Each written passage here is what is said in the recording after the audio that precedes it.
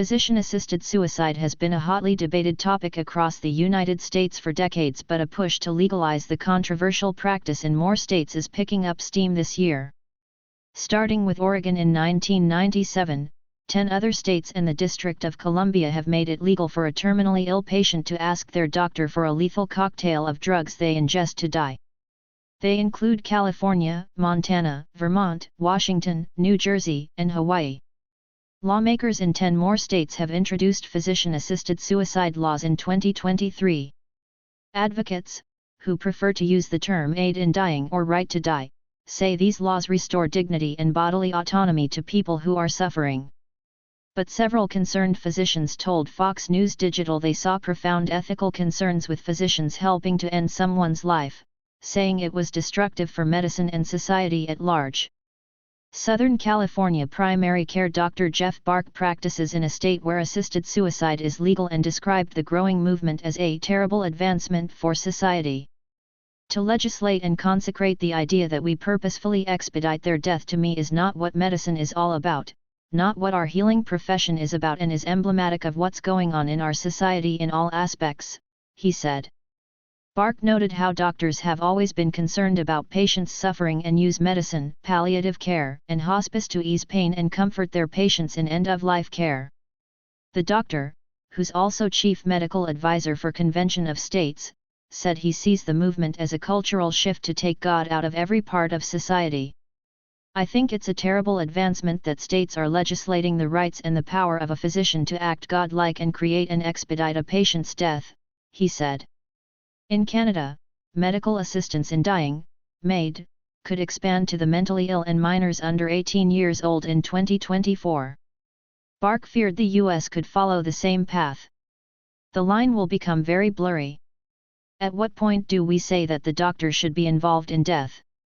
He posed. These laws could put more than the terminally ill in danger, he believes.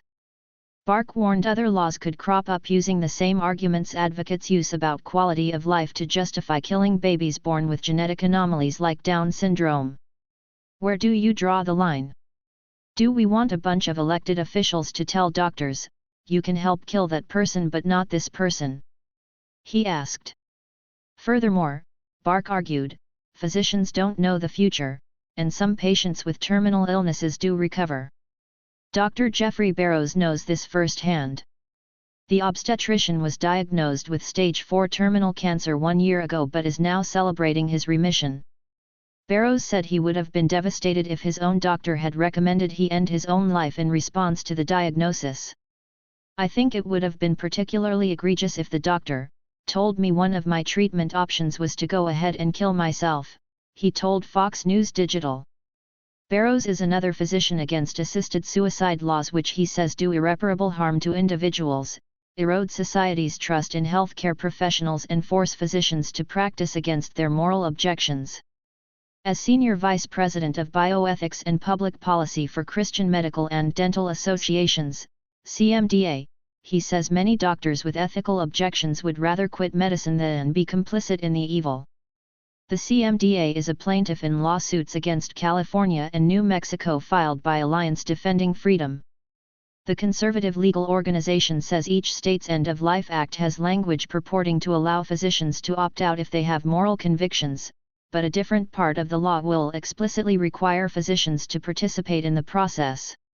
ADF counsel Chris Shondevil told Fox News Digital that they object, for instance, to forced participation under California's law where doctors must document 2 oral requests from the patient to commit assisted suicide, which starts the process of the patient being able to procure the lethal dose.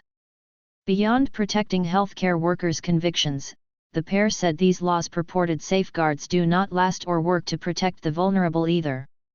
Shondevil said these laws put the disabled, the poor, the depressed and the chronically sick at risk. Patients who would have chosen to live if they'd gotten the help they need for their mental health issues will die. Patients who would have chosen to live but for the pressure from family members or caregivers will choose to die under these laws, he claimed. A long list of national disability groups are strongly opposed to assisted suicide, saying it puts the disabled at risk for mercy killing. Like Bark, Shondevil pointed to Canada as a harbinger of what could come to the United States. He referenced the Quebec College of Physicians arguing last fall to allow infants up to 1 year old with certain medical conditions to qualify for MAID. The growing number of Canadians who've used MAID also alarms Sean Devil, from about 1,000 people in 2016 to 10,000 in 2021. Advocacy groups like Compassion and Choices say people shouldn't have to suffer needlessly at the end of their life, and physician-assisted dying laws empower them to take control of their fates. Some physicians argue, however, that this choice is anything but compassionate. Associate Professor of Anesthesiology and Critical Care at Emory University Dr. Joel Zivat argued that advocates are not being transparent about the lack of research that's gone into these lethal drugs. There's been very little conversation and even less investigation as to how exactly the method of killing you, kills you, the physician said to Fox News Digital. Based on his research on autopsy reports for prisoners who received lethal injections, he said the same class of drugs from executions is also used by some U.S. states and Canada in assisted suicide and could lead to a terribly painful kind of death. He compared the process to asphyxiation and the sensation of drowning. You can't consent people if you don't even know what the risks are of what you're actually doing. So I think there's been some significant dishonesty around this subject, he said about pro-assisted suicide arguments. It's marketed so successfully as if to be compassionate, yet I see a very striking lack of compassion on the part of some people who are advocating for this, he added. Zivat said suffering was a very serious problem that warranted attention. However, for killing to become an act of healthcare would cause even more problems. To seek death as a treatment? That's a rewriting of thousands of years of medical practice, he said.